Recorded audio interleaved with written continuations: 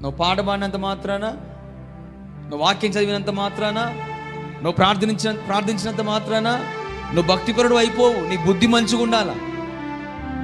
అర్థమవుతుందా? నీ బుద్ధి మంచిగా లేకుండా నువ్వెంత ప్రార్థన చేసినా, నువ్వెన్ని పాటలు పాడినా, నువ్వెంత బైబిల్ చదివినా, రెండు చేతులు పైకెత్తి ఎంత మొరపెట్టుకున్నా కూడా నీ జీవితంలో ఏ కార్యము జరగదు. ఎందుకు కార్యం జరగదంటే దేవుడు నీకు తోడుగా లేడు కదా. దేవుడు నీకు తోడుగా ఉంటేనే కార్యం జరుగుతుంది. దేవుడు నీకు తోడుగా లేకపోతే కార్యం ఎలా జరుగుతుంది? మరి దేవుడు ఎందుకు నీకు తోడుగా లేడంటే నీ బుద్ధి మంచిగా లేదు. ఏ మంచిగా లేదు? బుద్ధి మంచిగా లేదు. నెంబర్ 1 మొదటి మాట చెప్పాను. దేవుడు ఎవరికి తోడుగా ఉంటాడు చెప్పండి? ఎవరికి తోడుగా ఉంటాడు? మంచి బుద్ధి కలిగిన వారికి తోడుగా ఉంటాడు. ఎవరికి తోడుగా ఉండడు?